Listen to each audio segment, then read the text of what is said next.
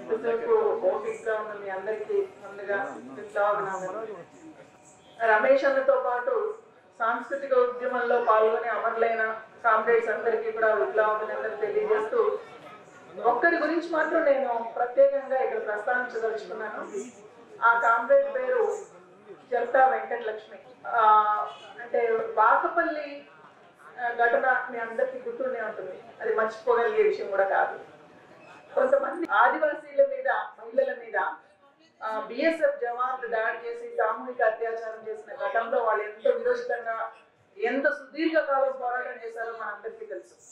ఆ విషయాలన్నీ మనకు తెలుసు, కానీ ఒక విషయం తెలియడానికి అవకాశం తక్కువ.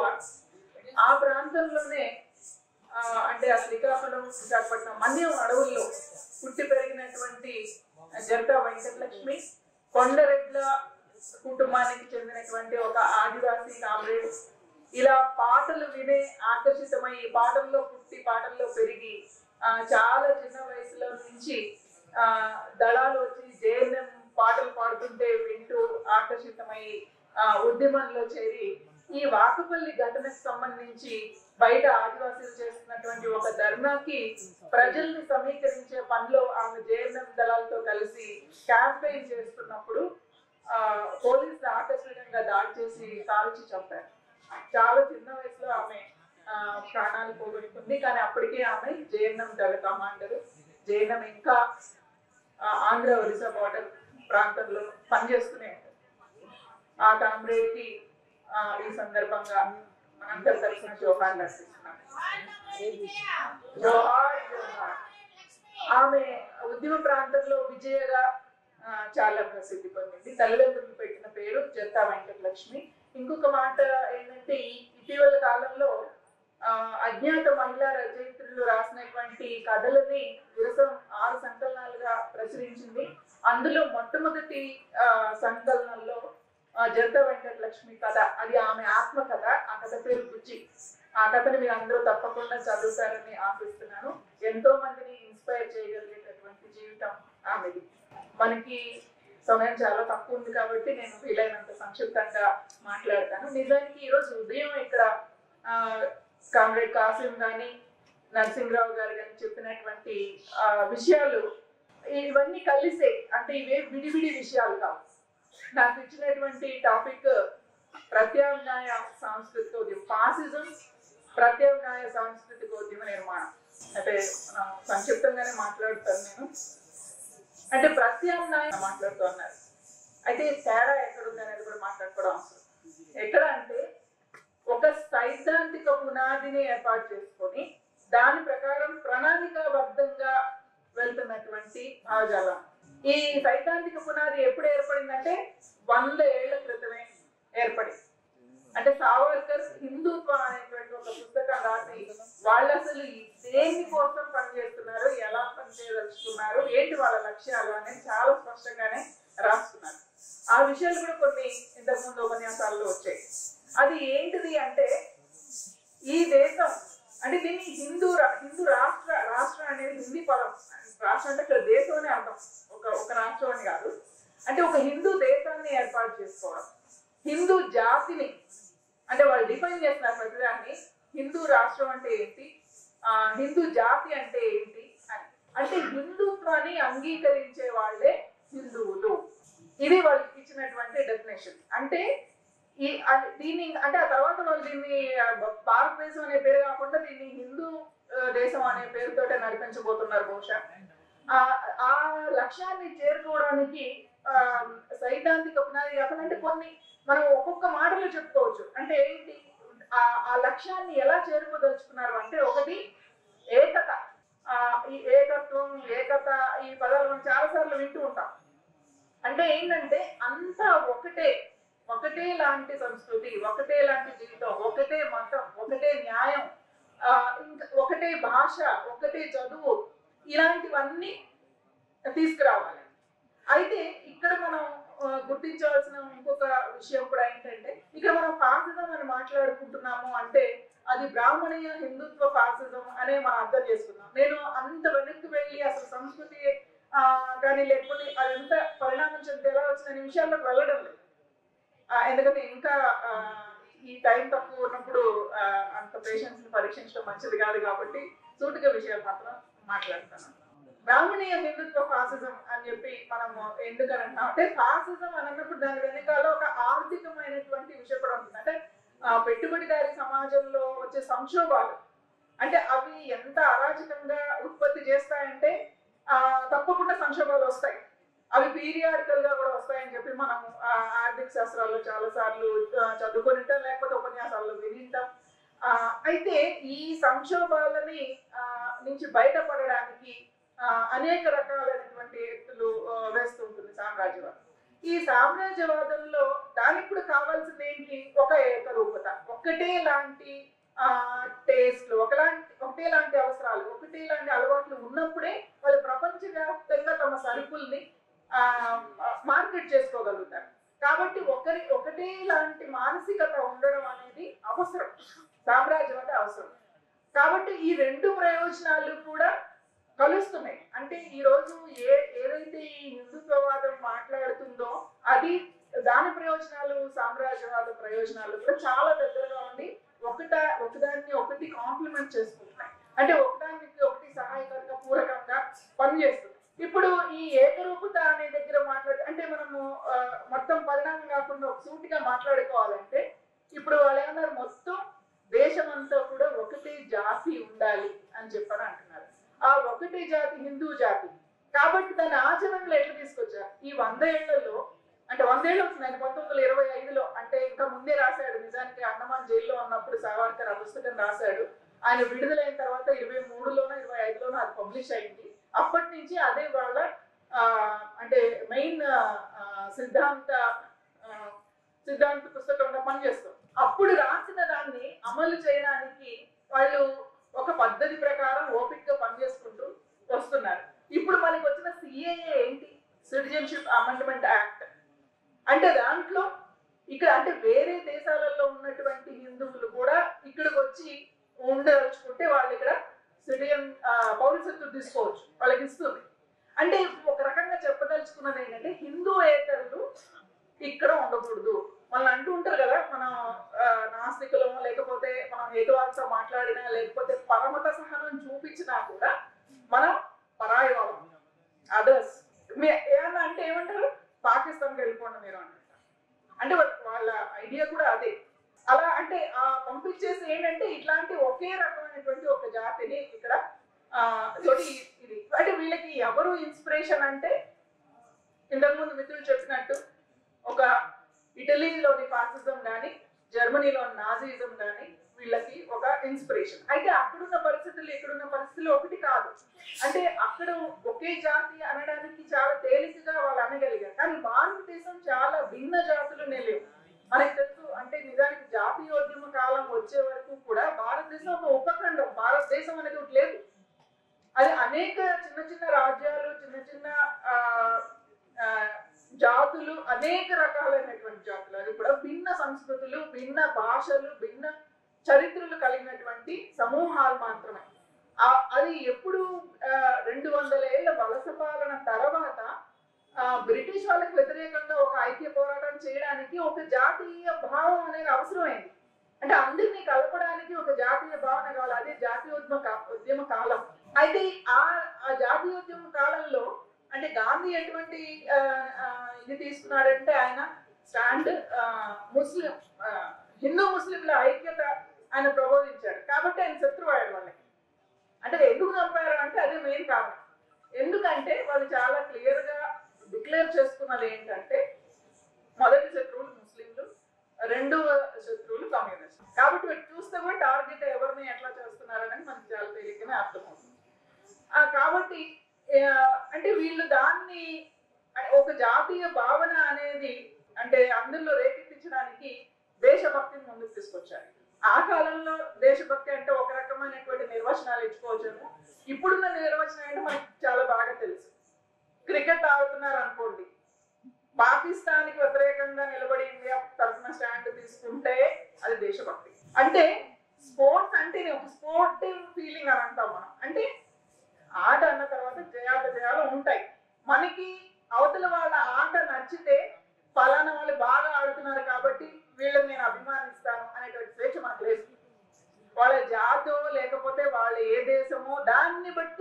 అభిమానం పెట్టుకోవాలన్నమాట. ఇదే చూడండి. అంటే మీకు తెలుసు కదా ఎక్కడన్నా అంటే అసలు పొరపాటున పాకిస్తాన్ కి ఇండియాకి కనుక క్రికెట్ మ్యాచ్ జరుగుతుందంటే యుద్ధం జరుగుతున్నట్టు ఒక వాతావరణం క్రియేట్ చేస్తారు. అంటే అక్కడ ముస్లిమ్స్ కి ఎంతటి ఇన్సెక్యూరిటీ ఫీలింగ్ ఉంటుందంటే వాళ్ళు ఖచ్చితంగా అక్కడ తాము ఇండియన్సే భారతీయులే గెలవాలని భారత టీం వైపే ఉన్నామని నిరూపించుకోవాల్సిన పరిస్థితి అన్నమాట. దానికోసం చంపేస్తారు. అంటే ఇదేదో క్యాజువల్ గా చంపేస్తారు అని నేను అనడం లేదు, అది జరుగుతోంది. మనం కొద్ది రోజుల క్రితమే మనం విన్నాం, ఇదే మీటింగ్ లో సిఎల్సి మీటింగ్ జరుగుతున్నప్పుడు వక్తలు మాట్లాడారు. ఆ ముందు రోజే మనం చూసాం, అంటే ట్రైన్ లో అంటే మనసు చికాకు పెడితే కూడా ఎవరో ఒక ముస్లిం లాగా అనిపిస్తే దుంజి ముగ్గురిని చంపేశాడు ఒక ఆయన కానిస్టేబుల్. అంటే అంత విలువలేనివిగా అయిపోయాయి మనుషుల ప్రాణాలు. అంటే ఒక మతం వల్ల, కేవలం వాళ్ళకి నచ్చని ఒక మతానికి చెందిన వాళ్ళైతే చంపేయచ్చు కూడా అనేటటువంటి ఒక మానసికత ఇది. అంటే ఇవన్నీ సాధించుకోవడానికి మూకస్వామ్యాన్ని ఒకటి బాగా అభివృద్ధి చేస్తున్నారు. దానికి ఎన్నో రకాలైనటువంటి పరిస్థితులు సృష్టించుకోవడం, అంటే అనేక రకాల పండుగల సందర్భంలోనైనా ఇంకొకటైనా, అంటే దేవుడితోటి చేసేటటువంటి రాజకీయాలు మనకు చాలా కనిపిస్తూ ఉంటాయి. అంటే ఇప్పుడు రాముడు ఎంత మట్టుకు మనకి తెలిసినటువంటి రాముడు కాదు, ఈయన రాజకీయ రాముడు వేరు. అయోధ్య రాముడు, ఆ రాజకీయ రాముడు మనకి కొత్తగా ఇంత పాపులర్ చేశారు. కానీ వాళ్ళ టార్గెట్ మొదటి నుంచి ఉంది, అది అంటే ఇప్పుడే మొదలు పెట్టలేదు కదా. అంటే అయోధ్య జన్మస్థలం అని చెప్పి అక్కడ పెట్టాలి అని ఇది అన్నప్పుడు నాకు మొన్ననే వర్మరావు గారు రాసిన వ్యాసం ఒకటి మళ్ళీ ఎందుకో వెనక్కి తిప్పి చదువుతుంటే అందులో ఆయన రాశారు, శ్రీకృష్ణ జన్మస్థానంలో కూడా పూలగొట్టి గుళ్ళు కడితే బాగుండు అని. ఎందుకంటే శ్రీకృష్ణ జన్మస్థానం అంటే జైళ్ళు కదా, అప్పుడు జైళ్ళు అన్ని పూలగొట్టి గుళ్ళు కడితే పీడ అవుతుంది. ఎందుకంటే ఆ జైళ్ళల్లో ఉండే సామాన్య ప్రజలు, ముస్లింలు, ప్రత్యామ్నాయాన్ని కోరుకునేటువంటి రాజకీయ ఖైదీలు వీళ్ళే ఉంటారు జైల్లో. అసలు నేరస్తులు అందరూ బయట ఉంటారు, అలాగే మనకు తెలుసు. అండ్ ఇట్లా అంటే అసలు ఒక అంటే న్యాయం పట్ల నిజంగా వాళ్ళకి ఏం గౌరవం లేదు. ఆ గౌరవం లేని చట్టాలు అవి ఎందుకని చెప్పి మార్చేస్తున్నారు కూడా. ఎలాగో ఇప్పుడు మనకి సిఆర్పిసి అంటే క్రిమినల్ ప్రొసీజర్ కోడ్ కాదు, ఇప్పుడు మనకు ఉన్నది ఏంటంటే కొత్తగా మార్చారు కదా భారతీయ న్యాయ సంహిత. కొన్నాళ్ళకి అది కూడా పోయి ఇంకేదో పెడతారు కావచ్చు, టెంపరీగా మార్చారు. అలాగే యూనిఫామ్ సివిల్ కోడ్, ఉమ్మడి పౌరసత్వ చట్టం ఒకటి తీసుకోవాలి. ఆల్రెడీ ఉత్తరప్రదేశ్ లో అది పాస్ అయిపోయింది, ఇంకా మిగతా దేశం అంతా పాస్ అవడానికి ఎక్కువ కాలం పట్టకపోవచ్చు. అంటే అసలు ఇక్కడ ఉన్నటువంటి భిన్నత్వానికి అసలు వ్యతిరేకమా అనేది వాళ్ళు ఏం దాచుకోవట్లేదు, ఆ విషయాన్ని స్పష్టంగానే చెప్తున్నారు. అలాంటి భిన్నత్వాలు, వైవిధ్యాలు వాటికి వ్యతిరేకం. సామ్రాజ్యవాదం కూడా అంతే, వైవిధ్యానికి వ్యతిరేకం. ఒక ఏకరూపత కావాలి, ఒక ఏకరూప మానసికత కూడా కావాలి. అలాగే ఇంకొకటి ఏంటంటే వ్యక్తివాదం అనే దాన్ని సామ్రాజ్యవాదం కూడా చాలా ప్రమోట్ చేస్తుంది. అంటే సమూహాన్ని నుంచి విడగొట్టి వ్యక్తుల ఇష్టాలు, వ్యక్తి ప్రధానాలు. ఇప్పుడు మనకి అది చాలా బాగా అర్థమవుతుంది, నేను ఎక్కువ చెప్పక్కర్లేదు దాని గురించి. మోదీ అనే పదం అంటే చాలు మీకు అర్థమైపోతుంది, ఎందుకంటే ఆయన సర్వస్వం, ఆయననే అన్ని, ఆయన దైవాంశ సంభూతుడు అని ప్రమోట్ చేస్తున్నారు. అదే చెప్తున్నారు కదా ఆయన. అంటే అంతేకాదు ఇంకొకటి ఏంటంటే ఇప్పుడు మనం బ్రాహ్మణీయ హిందుత్వ ఫాసిజం అంటున్నామంటే అక్కడ బ్రాహ్మణైన వ్యక్తి చేయాల్సిన లేదు, భావజాలం, బ్రాహ్మణీయ భావజాలాన్ని అంకితమై పనిచేసేవాడు. ఎందుకంటే మోదీ బ్రాహ్మడు కాదు, అమిత్ షా బ్రాహ్మడు కాదు, అద్వానీ బ్రాహ్మడు కాదు. ఏంటంటే దానికి లోబడి పనిచేసే వాళ్ళని ముందర పెట్టి చేయడం. ఎందుకంటే ఇప్పుడు యాక్సెప్టెన్స్ తేవడం కూడా, ఎందుకంటే ఆయన బహుజనులకి ఒక ప్రతీకగా కూడా నిలబడుతున్నారు మోదీని. అంటే చాయ్ వాలా అని ఇంకా రకరకాలుగా ప్రమోట్. ఎట్లా మనకి ఎలక్షన్ లో ఆయన మొట్టమొదట పార్టిసిపేట్ చేసినప్పుడు అంతా కూడా క్యాంపెయిన్ ఏంటి మనకు తెలుసు, దాని గురించి మనం ఎక్కువ చెప్పుకోవాల్సింది. అలాగే అంటే ఇటువంటి ఒక పరిస్థితిలో మనం ఒకటి అంటే చాలా నేకెడ్ గా కనిపించే విషయం ఒకటి ఏంటంటే మొదటి నుంచి కూడా వాళ్ళు అంటే కేవలం మతతత్వాన్ని ప్రదర్శిస్తేనే ఫాసిజం అంటే కాదు, దానికి ఆర్థిక పునాది కూడా చాలా. ఎందుకంటే బీజేపీ అధికారం రాగానే చేసిన పని ఏంటి అంటే పెట్టుబడుల ఉపసంహరణ, అంటే పరిశ్రమల నుంచి పెట్టుబడుల ఉపసంహరణ అనేది మొదటి స్టెప్ గా వాళ్ళు చేశారు. ఆ తర్వాత మొత్తంగా అసలు కాయలా పడిన పరిశ్రమలు, అంటే కాయలా ఎందుకు పడ్డాయంటే పడేశారు కదా, ఆ కాయలా పడిన పరిశ్రమల్ని అమ్మేసేయడం. అంటే ఇదంతా సైడ్ లో జరిగిపోతూ ఉంటుంది. ఇప్పుడు అన్ని మొత్తం ప్రైవేటే. అంటే విద్యని కానీ ఇంకా దేన్నైనా సరే ఇవన్నీ కూడా ప్రైవేట్ పరం చేసేసి అక్కడ కూడా మళ్ళీ ఒకటే ఫ్యామిలీ అదాని, ఇంకా కొంతమంది ఉన్నారు కానీ చివరికి ఎప్పుడో ఒకడే అయినా ఆశ్చర్యపడవసరం లేదు. అంటే ఇప్పటికి ఇంకా అదాని, అంబానీ, వేదాంత ఇట్లా కొంతమంది ఉన్నారు, కానీ వీలైనంత వరకు ఆయన అదాని ఫేవరెట్. కాబట్టి ఇట్లా అంటే ఇవన్నిటిని కూడా ఒక గుత్త లాగా కొన్ని కుటుంబాలకి మొత్తంగా తాకట్టు పెట్టేసేటటువంటి పరిస్థితి. అంటే దేశంలో ఉన్న ఇదేది కూడా ప్రజలది అనేటువంటి ఒక పరిస్థితే లేకుండా చేసేది ఒక ఉన్నది. అయితే మరి ఇటువంటి పరిస్థితిని అంటే మనం అందరం కూడా ఈ పరిస్థితికి వ్యతిరేకంగా ఏం చేయొచ్చు అంటే ప్రత్యామ్నాయ సాంస్కృతిక ఉద్యమం అని ఎందుకు అనుకున్నాం, ఎందుకు ఇంపార్టెంట్ అంటే ఒక సమాజాన్ని మార్చడానికి ఒక సాయుధ సైన్యం అనేది ఎంత అవసరమో సాంస్కృతిక సైన్యం కూడా అంతే అవసరం. ఈ మాట మావోది కూడా చాలా ప్రముఖంగా చైనా విప్లవం అప్పుడు ప్రచారం చేసినటువంటి ఒక ముఖ్యమైనటువంటి విషయం. నిజానికి దానికి ఒక బెస్ట్ ఎగ్జాంపుల్ చెప్పాలంటే ఇంతకు ముందు నరసింహరావు గారు మాట్లాడుతూ 90లో జరిగినటువంటి వరంగల్లో ఆ చారిత్రాత్మకమైనటువంటి అంటే ప్రపంచంలో నేను ఎక్కడ చూడలేదు అటువంటి మీటింగ్ అన్నారు. అలాంటి మీటింగ్ ని నేను కూడా ఆ మీటింగ్ నే అందులో నేను కూడా ఆ లక్షలాది ప్రేక్షకుల్లో కూర్చొని ఆ మీటింగ్ ని చూశాను. నిజంగానే అది ఎంతగా ఇన్స్పైర్ చేసిందంటే దాని ఫలితమే నేను ఈ రోజు మీ ముందు నిలబడి మాట్లాడుతున్నాను. అంటే నాలాంటి ఎందరినో కూడా ప్రభావితం చేసింది. సహజంగా నేను ఇక్కడ పాటలు పాడిన మిత్రులు పాడుతున్నప్పుడు పాటలు పాడితే బాగుంది, ఇంకేం మాట్లాడతారు, బోర్ కొట్టిస్తారా అని కూడా అనుకుంటారు చాలా మంది. అంటే పాటలు నచ్చినంతగా మనకి మాటలు నచ్చవు, కానీ రెండు తప్పనిసరిగా కలిసి సాగాల్సిందే. చాలా సార్లు కళాకారులు చెప్తూ ఉంటారు, దయచేసి వాళ్ళు మాట్లాడతారు వినండి, అవి కూడా విన్నాకనే పాడతామని కూడా చెప్తుండే వాళ్ళు మధ్య మధ్యలో. అంటే అది సహజం. కాబట్టి దానికి అంత పవర్ ఉంది. ఆ పవర్ ని ఉపయోగించుకునే సాంస్కృతిక ఉద్యమంలో ఈ కళలు అనేవి చాలా ముఖ్యమైనటువంటి పార్ట్. దానికోసం మనం కొంచెం అంటే వెనక్కి భారతదేశంలో సాంస్కృతిక ఉద్యమ చరిత్ర కనుక మనం చూసుకుంటే ముఖ్యంగా అంటే మధ్యయుగాల నాటి కూడా అంటే బ్రీఫ్ గానే చెప్తాను. నిజానికి ఒక బ్రాహ్మణీయ భావజాలం చాలా బలంగా దేశంలో అంటే డామినేట్ చేస్తూ ఉన్న కాలంలో అంటే భాష కానీ సంస్కృతి కానీ ఇవన్నీ కూడా కొంతమంది మనుషులకి అధీనంలో మాత్రమే ఉండి మిగతా ప్రజలకి అంటే జ్ఞానం కూడా అందరి సొత్తు కాదు, కొంతమందికి మాత్రమే నేర్చుకోగలిగేటటువంటి అవకాశం ఉంది అనే ఒక పరిస్థితి ఉన్నప్పుడు దానికి వ్యతిరేకంగా అంటే ప్రత్యామ్నాయంగా భక్తి ఉద్యమం వచ్చింది. ఈ భక్తి ఉద్యమం వచ్చినప్పుడు అది అంటే అది ఎంత ప్రభావం వేసిందంటే అది కేవలము ఆ భక్తికి సంబంధించిన ఒక్క విషయాన్నే కాదు, అంటే ప్రధానంగా తీసుకొచ్చిన చేంజ్ ఏంటంటే వీళ్ళు అందరూ కూడా బ్రాహ్మణేతరులు. ఇది ఉద్యమం స్టార్ట్ చేసిన వాళ్ళు కూడా బ్రాహ్మణేతరులు. అయితే వీళ్ళు ఏంటంటే దేవుడు అందరి వాడు, అంటే భక్తిలోనే దేవుడు అందరి వాడు. అతన్ని మనం ఒక స్నేహితుడిగా భావించవచ్చు, బంధువుగా భావించవచ్చు, ప్రేమికుడిగా భావించవచ్చు అనే దాంతో అటువంటి అందరి పరం చేయాలి అనేటటువంటి ఒకటి స్టార్ట్ చేస్తే అది వ్యవస్థల్ని ఎంతగా షేక్ చేశాయంటే అంటే ఎన్ని కుదుపులు కుదిసాయంటే దానివల్ల ఏంటి అందరిది అన్నప్పుడు శూద్రులు కూడా వాళ్ళకి కూడా నేర్చుకునేటటువంటి మాకు కూడా అంటే మాకు కూడా దేవుడు కావాలి, మాకు కూడా కదా ఆయన, మేము కూడా అక్కడి నుంచి వచ్చాం. ఇటువంటి ఒక అజర్షన్ తోటి అది అంటరానితనాన్ని క్వశ్చన్ చేసింది, కుల వ్యవస్థని క్వశ్చన్ చేసింది. అంటే ఇది మొత్తంగా అసలు దేవుడు వద్దనేది కాదు, కానీ దాంట్లోనే ఒక సంస్కరణ అది తీసుకొని వచ్చింది. కాబట్టి ఇదేంటంటే ఈ ప్రభావం చాలా బాగా సమాజం మీద ఉంది.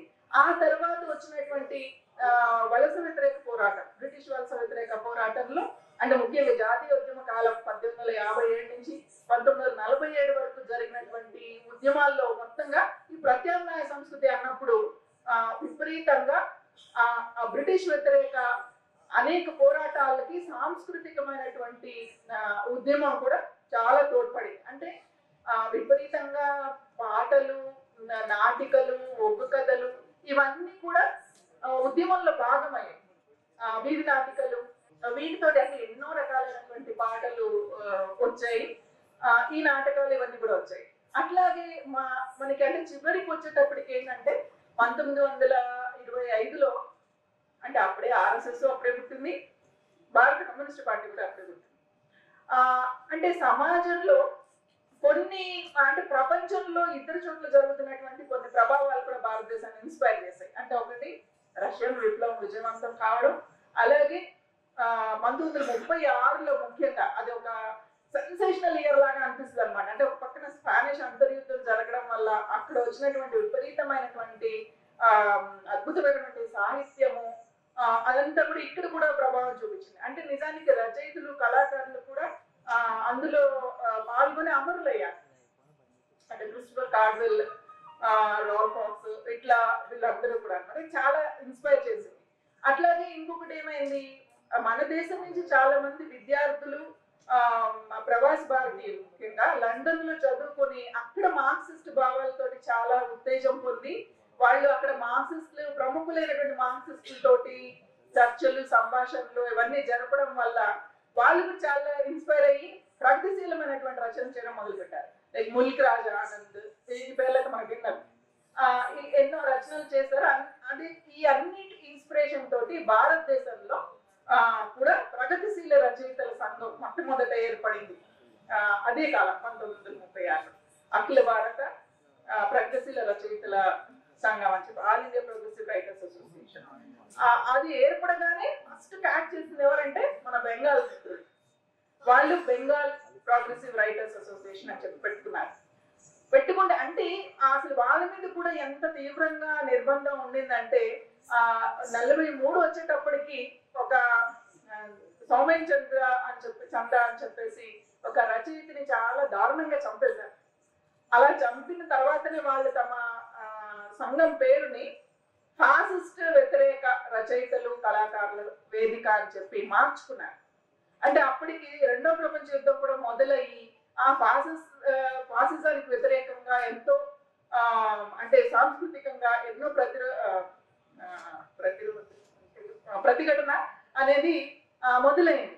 అంటే మనకి తెలుసు పికాసో, అందరికి తెలుసు కదా, పికాసో కళాకారుడు. ఆయన రెండో ప్రపంచ యుద్ధ బీభత్సాలని దాన్ని వ్యతిరేకిస్తూ అద్భుతమైనటువంటి చిత్రాలు వేశాడు. అవి గర్మిగా మనకి చాలా ఫేమస్, చాలాసార్లు విని ఉంటారు, అది చూసి కూడా ఉండొచ్చు ఆ చిత్రాన్ని.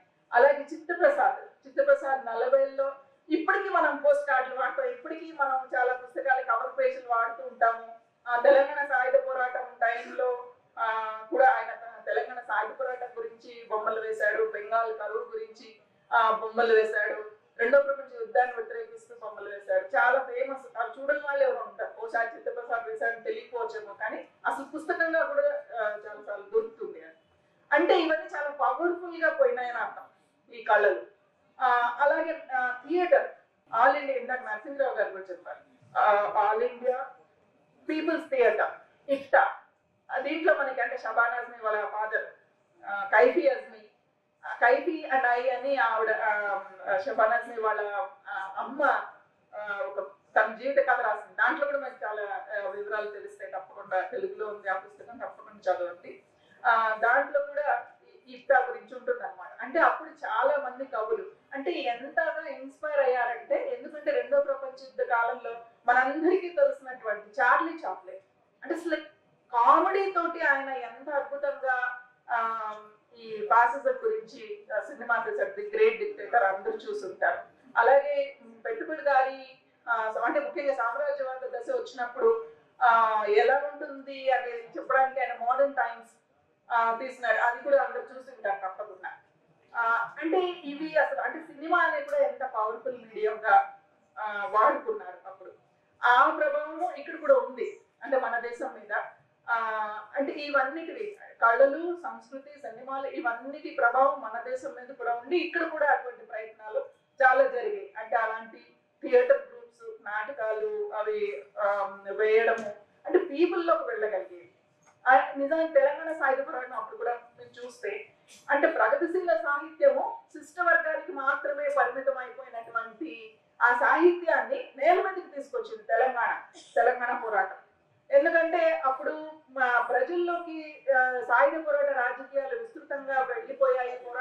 దొరుకుతుంది కాబట్టి బుర్ర కథలు, తర్వాత గొల్ల సుద్దులు, ఇలాంటివన్నీ కూడా చాలా ఎంత పాపులర్ అయ్యాయంటే అక్షరాలు రాని వాళ్ళు కూడా ఇవి చెప్పడం మొదలుపెట్టారు. అంటే మౌఖిక సాహిత్యం అనేది చాలా పెద్ద ఎత్తున వచ్చినటువంటి కాలం.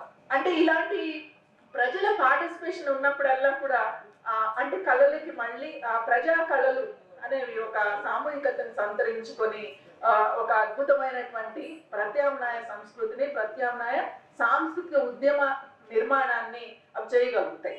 అంటే మనం ఇంకొకటి మనం గుర్తుంచుకోవాల్సింది ఏంటంటే అసలు ఇప్పుడంటే మనం ఏం చేయొచ్చు అనేది కూడా నేను కలిపి మాట్లాడుతున్నాను.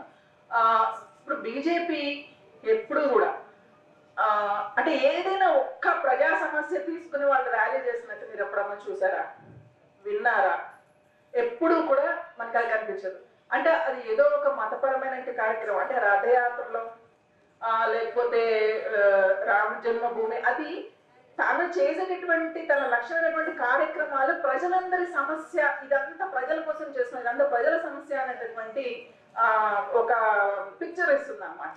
అంటే అది ఇది మనందరి సమస్య. ఇప్పుడు అక్కడ రామాలయం లేకపోవడం అనేది మన సమస్య, ప్రజలకి జీవితాలకి నష్టం అనేటటువంటి ఒక ఇది చేస్తుంది. కానీ వాళ్ళు ఉపయోగించే పద్ధతులు, అంటే ఆర్గనైజ్ చేసే పద్ధతులు మాత్రం ప్రతి ఒక్కరిని రీచ్ అయ్యే పద్ధతి ఉంటుంది. ఉదాహరణకి అక్షింతలు. ఈ అక్షింతల కార్యక్రమం బహుశా ఏ కుటుంబాన్ని కూడా మిస్ చేయలేదేమో అని అనిపిస్తుంది నాకు. అంటే అంత పెద్ద ఎత్తున ప్రతి ఒక్కరిని రీచ్ అవ్వగలిగే. కానీ వాళ్ళు తీసుకున్న ఇష్యూ ఏంటి?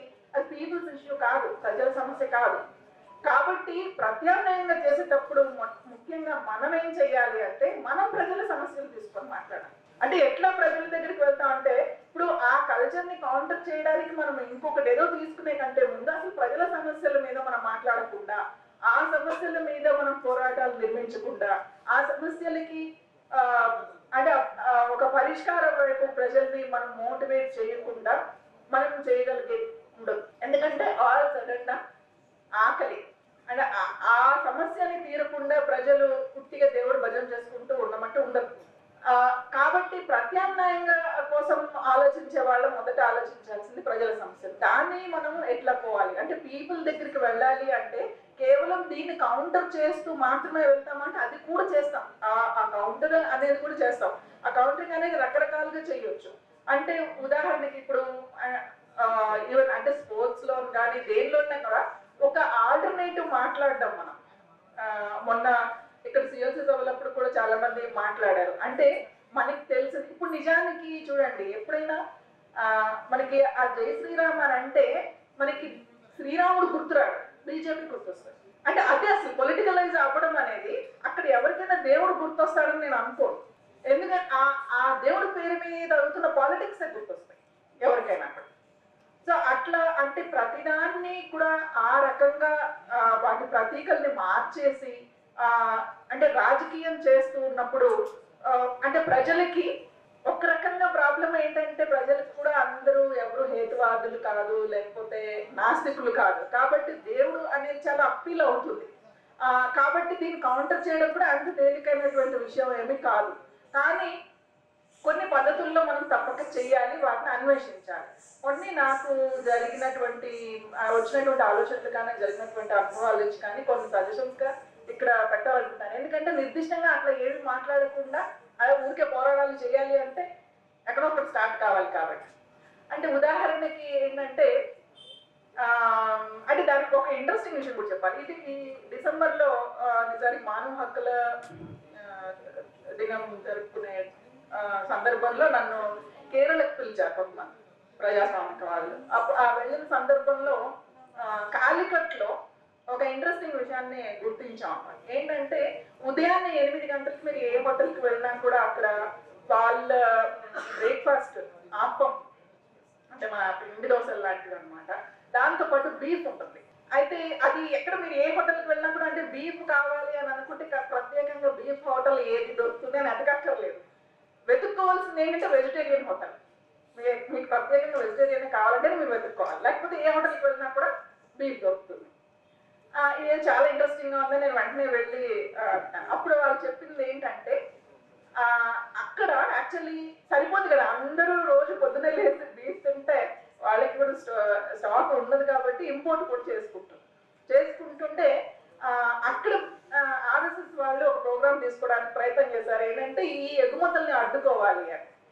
వాళ్ళకి ఫస్ట్ దానికి వ్యతిరేకంగా మాట్లాడిన వాళ్ళు ఎవరంటే ఆ క్యాలికట్ ఆర్ఎస్ఎస్ వాళ్ళు. మీరు ఏదన్నా చేయండి కానీ బీఫ్ ఆపడానికి లేదు అని.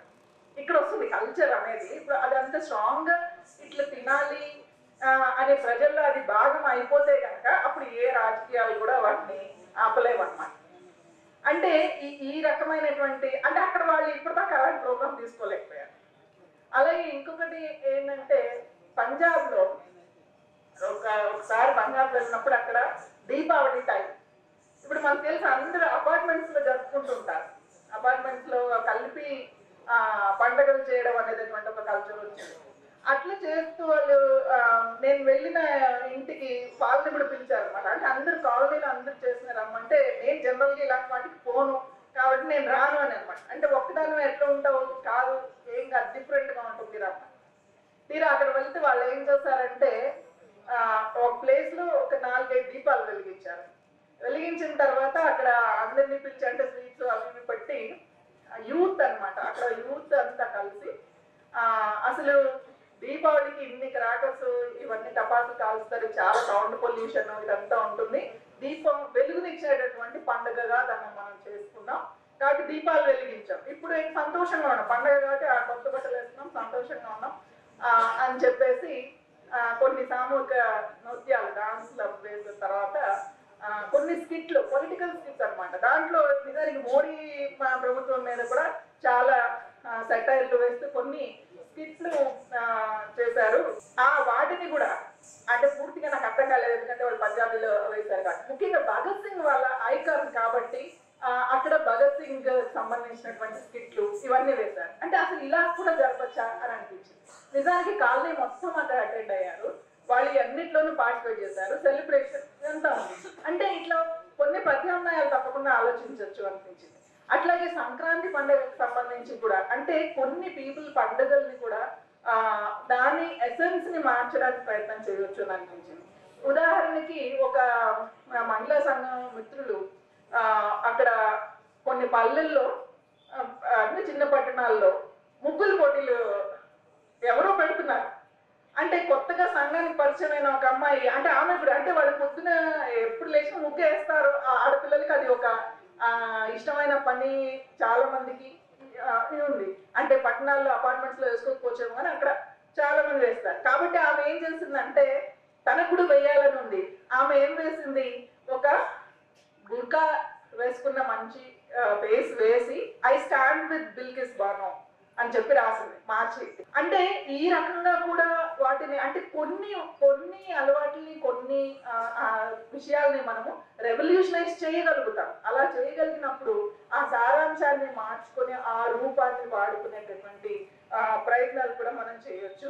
2-3 విషయాలు చెప్పి నేను ముగిస్తాను. ఎందుకంటే మనము అసలు ఇది పెట్టుకున్నదే ఫాసిస్ట్ వ్యతిరేక ప్రత్యామ్నాయ సాంస్కృతిక ఉద్యమ నిర్మాణం. దాని గురించి అసలు విషయాలు మాట్లాడుకోకుండా మనం ఈ సభ నుంచి వెళ్ళిపోతే ఈ సభ ఉద్దేశం నెరవేరదు. కాబట్టి 2-3 విషయాలు చెప్పి నేను ముగిస్తాను. అంటే చాలా రకాలైనటువంటి సాహిత్యం వస్తుంది, దాన్ని మళ్ళీ మళ్ళీ మనము చదవడం, విస్తృతంగా పీపుల్లోకి తీసుకోవడము, ఈ విషయాలు పంచుకోవడం, మాట్లాడడంతో పాటు విశాల ప్రాతిపదికన కొన్ని అంటే ఐక్య వేదికలు కూడా ఏర్పాటు చేసుకొని పోరాడాల్సిన అవసరం కూడా ఉంది. అలాగే దేశభక్తి అంటే వాళ్ళు చెప్తున్నటువంటి దాన్ని కౌంటర్ చేస్తూ అసలు ఏంటి దేశభక్తి, ఎవరు ఈ రోజు దేశభక్తితోటి అసలు ప్రజల సమస్యల మీద పోరాడుతున్నారు, ఆ చరిత్రల్ని కూడా మనం బయటకు తీసుకురావాల్సిన అవసరం ఉంది. ఒకటే ప్లాట్ఫామ్ మీద చేసి ఇంకొకటి ఏంటంటే విద్యని ఇంతకు ముందు భూపాల్ అన్న కూడా చెప్పారు.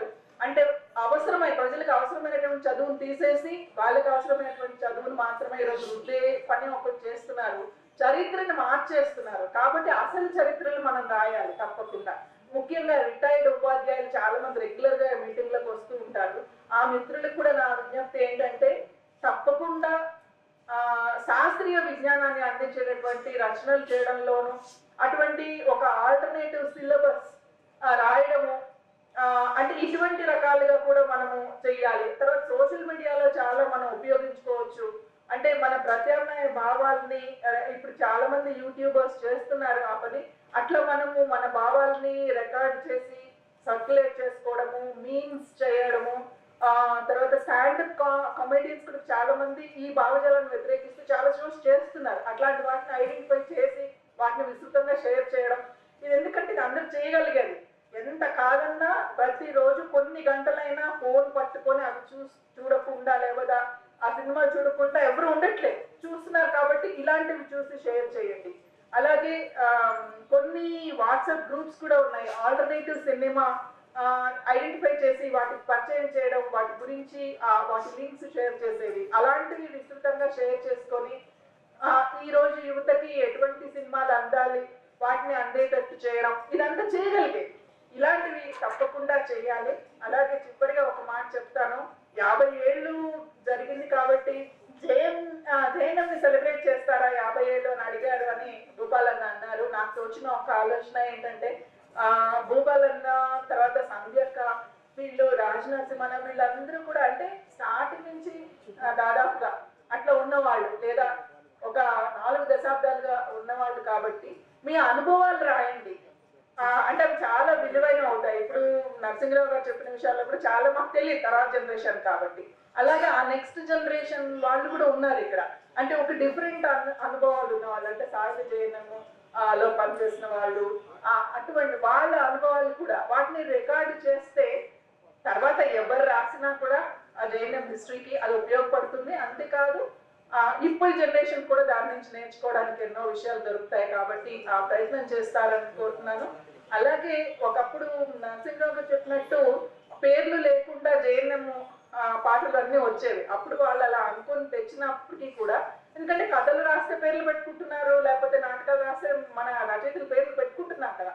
అలా పెట్టుకున్నప్పుడు పాటకు మాత్రం ఎందుకు అనామకంగా ఉండాలి. కాబట్టి ఆ రాసినటువంటి రచయితల పేర్ల మీద పుస్తకాలను తేవడం సరైందే అని ఇప్పుడు సమీక్షించుకున్నారని కూడా విన్నాను. కాబట్టి తప్పకుండా ముఖ్యంగా రమేష్ అన్న పాటలు, ఎందుకంటే రచయితగా రమేష్ ఏంటనేది చాలా మందికి తెలియదు. చాలా అద్భుతమైనటువంటి సాహిత్యాన్ని సృష్టించాడు ఆ కామ్రేడ్.